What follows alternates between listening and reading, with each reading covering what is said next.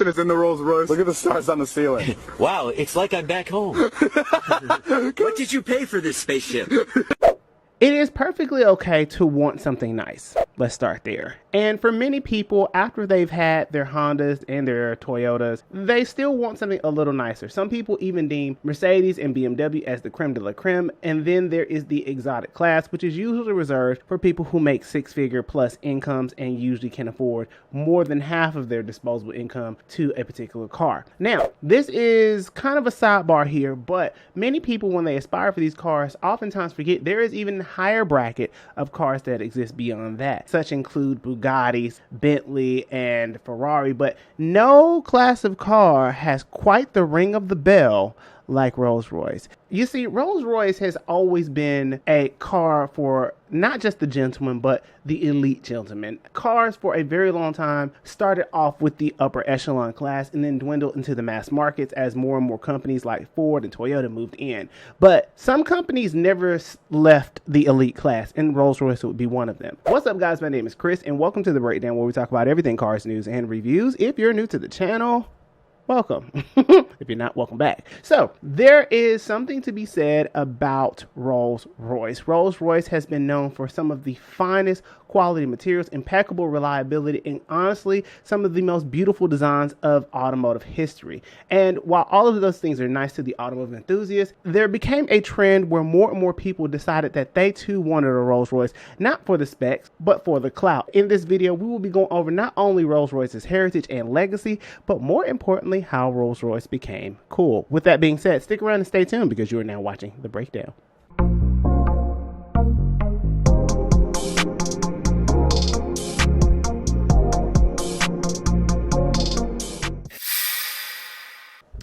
Now.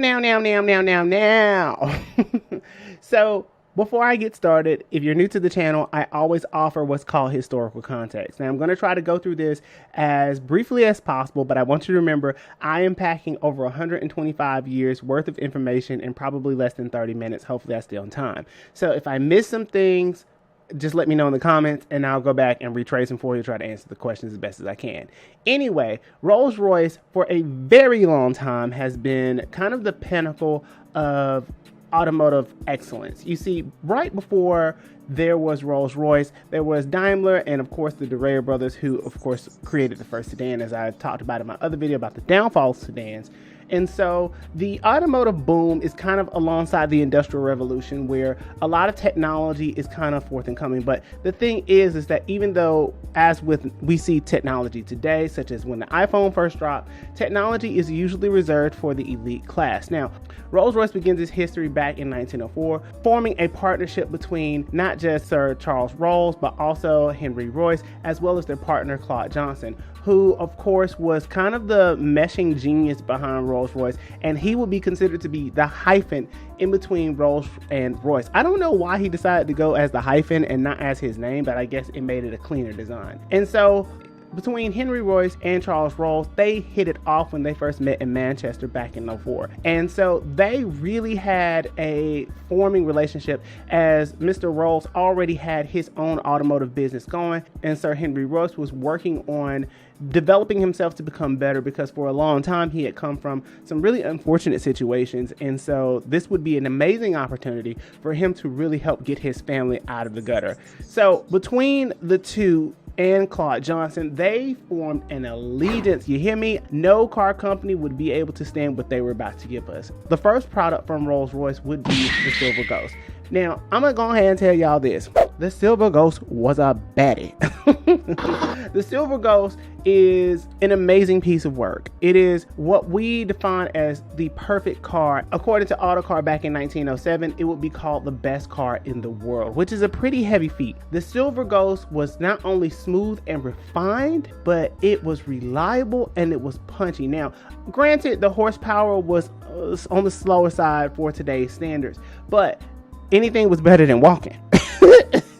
As we are running into Henry Ford and the mass market of the Model T, the upper class are the only people who can really afford cars. And so this concept was drawn from the horse-drawn carriage of the earlier days. And so between Gottlieb Daimler and of course Carl Benz, with their introduction of the automobile, we will begin to see a lot of different iterations, and the Silver Ghost was the almost perfect iteration of this. Now, this comes from the engineering of Henry Royce, who is a self-made engineer and really took his craft extremely seriously. Now, Charles Rolls was an avid aviation enthusiast as well as a car buff, so there would be two different fields he would be playing in. In the Silver Ghost, this is the first time we are introduced to what's called the Pantheon grille, which is that slotted grille that you see right in front of Rolls-Royce that commands presence, and you can even see at the top where there is the Pantheon, which is kind of a hail or homage to the Greek and Roman times. The Silver Ghost was created from 1907 up until 1926, and then there would later be the Phantom 1, and shortly thereafter the Phantom 2.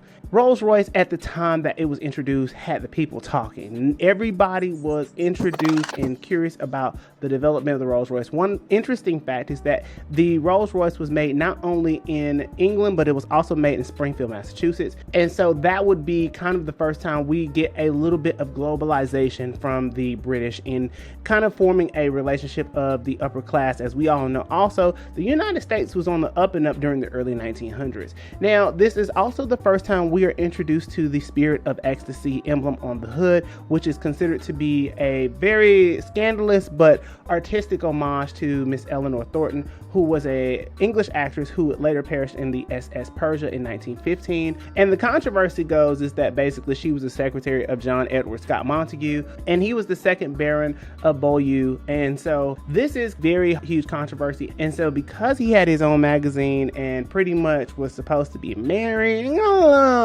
scandalous. And so the Spirit of Ecstasy was derived and formulated by Charles Sykes, who was the artist of the piece. And the whole hood ornament is out of trying to make sure that people don't make Rolls-Royce tacky, as at the time, people was throwing hood ornaments on everything. We all know how that goes. But nonetheless, it became a symbol of prestige and refinement and honestly beauty for Rolls-Royce. And fun fact, you can't actually snatch those off. If you try to, it'll hide itself. So don't try to take away anybody's Spirit of Ecstasy. That's all I'm saying. But nonetheless, Rolls-Royce artistically has such a huge heritage. Now, between the original Silver Ghost, the Phantom 1, and the Phantom 2, Rolls-Royce was on a ball. Now, the Phantom 2 would debut 1 month shortly before the Great Depression of 1929, and that is when things got a little more hectic for the company. Now, ironically, at the time, between 1906 and 1929, a few key events happened. One of them being Charles Rolls unfortunately passed away in an aviation accident, and that would lead to Mr. Henry Royce running the company by himself. Additionally, by 1914, there would be a pivot away from automobiles, as Rolls-Royce had to help with the war efforts and would be their first introduction into aviation. And we begin to see the legacy of Charles Rolls in his aviation enthusiasm translate into that much later. Now, another thing is that they would be working in the future with, again, a different company by the name of B&W, who happened to start roughly around 1916. So this is kind of their first introduction into the aviation space, as it is relative to a few world wars, and it's kind of crazy how that works. Now, going into the 1930s, a few other things happened. Between the acquisition of Bentley and the Depression, Rolls-Royce had things cut out for them. Bentley was their competitor at the time and were developing more of silent sports cars, and as always, it's always financial troubles. And of course, Rolls-Royce took an opportunity to acquire Bentley and become a almost prestigious brand. And we would see the two paired for many years to come, up until the Vickers era of 1980, but I'm not there yet. Shortly after Bentley was acquired in 1931, Sir Henry Royce would later pass away, as he had a lot of trouble trying to maintain himself, his marriage, as well as his company, and unfortunately it became too much. He was a workaholic, he did not feed himself well, and he suffered from many chronic illnesses, and eventually he passed away. Now, between the Phantom 1 and Phantom 2, as well as the Phantom 3, Rolls-Royce developed some of the most refined handcrafted engines, and unlike many other manufacturers that were working on an assembly line, a lot of Rolls-Royces were hand assembled. And the reason why that's important is because there is a lot more time, love, and care that is taken into the account, and a lot more quality materials. And because they are handcrafted, it requires handcrafted pricing. And the other thing to note is that a few other innovations were included into a lot of the Rolls-Royces, one of them being the electric starter shortly after Cadillac. But the rumor goes is that Rolls-Royce had already developed prematurely a V8, but Cadillac beat them to the punch. And this is where you begin to see the almost rivalry between Cadillac and Rolls-Royce, considered to be not the standard of the world, but the best car in the world. You see what I did there? And so the 30s was a relatively rough time for Rolls-Royce, but nonetheless, the car still sold, as many people during the Depression couldn't quite afford them. Going into the 1940s, World War II, and this would be right during the kind of the ascension of Rolls-Royce, would happen, and pretty much all luxury cars would have to stop being produced in an effort to produce more aviation engines. Now, the aviation is a very critical component of this story, because without aviation, we do not get the Rolls-Royce that we get today. So between the 1940s and the 1950s, we begin to see a very interesting change in Rolls-Royce. So one of the things that we see during this time is that Daimler was supposed to be the official car of the royal family.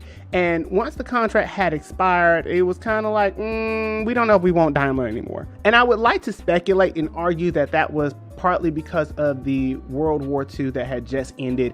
People wanted to kind of sever themselves away from Germany. And so because of that, that caused Princess Elizabeth II at the time, who would later become Queen Elizabeth II, to get the first Rolls-Royce. And by her choosing to get her first Rolls-Royce as the official car would cause more people to want to get what is now known as a Rolls-Royce. Now, of course, the Rolls-Royce was always a part of the official upper class. And so because of the royal family getting it, it made more people more interested in getting it. Between 1950 and 1956, the Rolls-Royce Phantom 4, only 18 were produced, as they were reserved for the royal family, as well as they were only reserved for the head of state. Getting into the good, right? During the 1950s and 60s, Rolls-Royce was up, babe. They was up. Between the 50s and 60s, we all know that the era of the huge car and the boom of consumerism led us to what is now known as them big bodies. And so between the 50s and 60s, to have a big engine, big, cushy, comfy car that was smooth and refined was something that was of the norm, because most people could afford it. Now, we would run into a hard stop, but before that, there were celebrities on celebrities who were driving Rolls Royces. And so this is kind of like the official prestigious car, and the prestige behind Rolls-Royce and the craftsmanship and the finest of the finest is really what made it alluring for the upper echelon celebrities and began to trickle down. Some celebrities we began to see have these cars include the Beatles. Elvis had a huge collection. There was Grace Kelly, Sammy Davis Jr. There was also Michael Caine, who, of course, which is funny because the James Bond film and the Austin Powers film, if you put those two together, one is a spoof of the other, and Michael Caine, who actually had a Rolls Royce, ended up in gold member. And if you look at the gold member of Austin Powers and you put together that James Bond had a Rolls Royce, and then you have that Michael Caine actually had a Rolls Royce, but he ended up having to drive a Mini as the British car, is absolutely comical, but the connection points still stand. So Rolls-Royce was doing okay at the point because they were charging top dollar. They were, most people couldn't afford them. In the average case of a Rolls-Royce, the original price back in 1962 for a Rolls-Royce was roughly around $40,000, but in today's dollars would be $424,000, which makes them more expensive than they are today. But nonetheless, it didn't matter, because if you had money, you could afford it. But the automobile side was probably the less chaotic side as opposed to the aviation side. So here's really what happened. During the 60s, there was an ongoing issue between Rolls-Royce and General Electric. Well, Rolls-Royce decided that they were going to overpromise and underdeliver. So on the aviation side, there was a production of a particular engine called the RB211, and basically Rolls-Royce decided that they were going to give Lockheed Martin a bang for their buck and try to outpace General Electric and try to produce a much more viable option to produce these engines. And so in order to produce these engines, there was a lot of chaos, a lot of mismanagement, and unfortunately, Rolls-Royce was not able to keep up the promise that they delivered on, which ultimately led them going bankrupt. and this would be roughly around 1971. Now, the thing is that the 1971 runs right into my favorite part of history, the gas crisis of 1973. Now, during this time, during the bankruptcy, this is when we begin to see a official split off between the operations of aviations for Rolls-Royce as well as the operations for Rolls-Royce as a car company. And this is when we would begin to see Rolls-Royce split off into two different things, being Rolls-Royce Limited, which would be basically their aviation operations, and Rolls-Royce Holding Limited, which would be focused on their automobiles and diesel engines.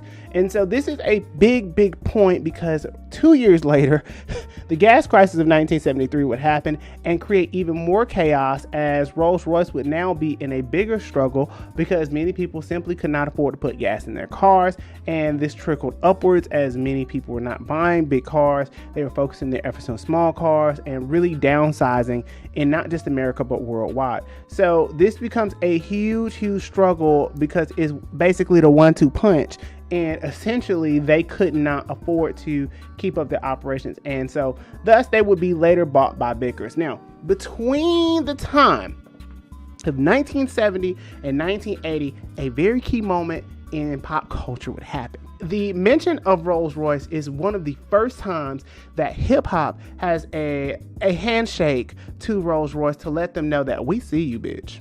We see you. And so this would not be the official purposeful moment, but it will be the first time recorded, as of my knowledge, that hip-hop began to mesh and get a little closer to Rolls-Royce. And during that time, there were other celebrities that had Rolls Royces, but it just wasn't the same as a Mercedes or a Cadillac, especially during the 70s, because it was considered to be American prestige if you had a Cadillac or a Lincoln. And so if you didn't have that, you kind of weren't doing much. But shortly thereafter, we begin to see a lot more imports come in. And what's interesting is that Rolls-Royce has had factories in America and made them in America. So they've been in America for some time, but of course at the time the people didn't know that, as it was reserved for the elite. Towards the 1980s, the Rolls-Royce company would be bought by Vickers.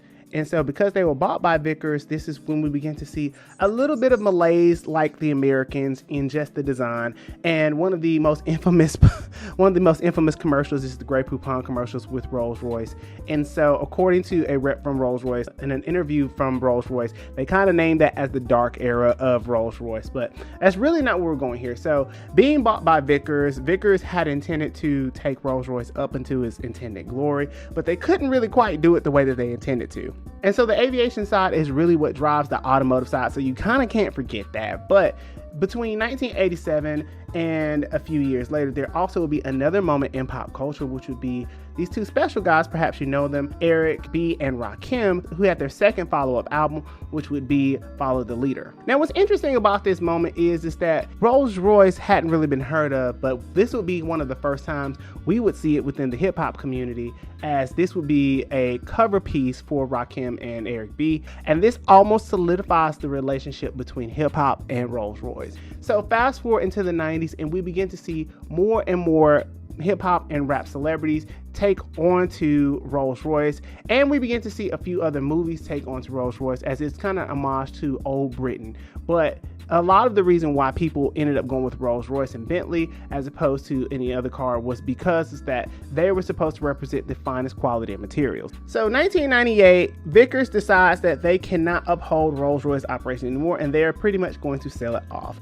The big name at the top was BMW, because they thought it was going to be a pretty simple thing to just sell it off to BMW, since they had already had a relationship. How so and ever cop-blocking ass VW decided that they were going to outbid and outpace BMW for the race to Rolls-Royce. See, what had happened back in 1998 was a very interesting thing. So Vickers back in the 80s had purchased Rolls-Royce, and for years they had been trying to get Rolls-Royce off the ground, and unfortunately they just could not.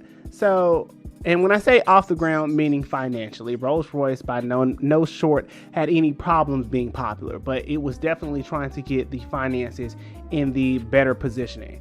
And so because they couldn't, they decided they were going to sell it off. But remember back in the 70s when they originally declared bankruptcy, Rolls-Royce was split into two companies. And because they were split into two companies, there were different rights assigned to those subsidiaries as one unit. And what VW didn't know at the time was that BMW had actually owned the rights to the name as a part of making the engine. And so in an attempt to try to get BMW to sell the rights, BMW was like, nah, hell no. So VW pretty much had to end up selling the rights for $66 million of everything else to BMW, and pretty much would be outpaced by BMW. Now, this would be a huge moment for Rolls-Royce. Now, if you don't remember the early 2000s, you probably don't remember seeing any Rolls-Royces at that time. There's a reason why. Because in the transfer of rights and licenseship to BMW, BMW decided that they were going to completely overhaul everything about Rolls-Royce. And by 2003, this is when we would get the Phantom 7, or as we like to call it purely,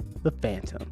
The Phantom was amazingly beautiful. Nothing on the road was like it. And you will begin to see this in many hip hop videos down the road. You'll begin to see this by many celebrities, including your fave, Kim Kardashian, and also Snoop Dogg and many others, Lil Wayne. Everybody had to have a Rolls-Royce Phantom, particularly because of not just the suicide doors, but just the absolute refinement and the level of prestige that comes along with the Rolls-Royce. The interiors were absolutely phenomenal. And this has been a historical thing, but now instead of a particular Rolls-Royce engine, now you have a BMW engine, which BMW, contrary to popular belief, makes some of the most refined and exquisite engines on the face of the planet. Another thing to note is that BMW during this time would amp up their marketing, and this is why you see so many celebrities driving them, because BMW had to get a return on their investment. Shortly thereafter, 10 years later, Rolls-Royce would introduce the Wraith, and the Wraith would make everybody go crazy. This was one of the first times that we had seen in a very long time a beautiful, sleek, exquisite two-door Rolls-Royce.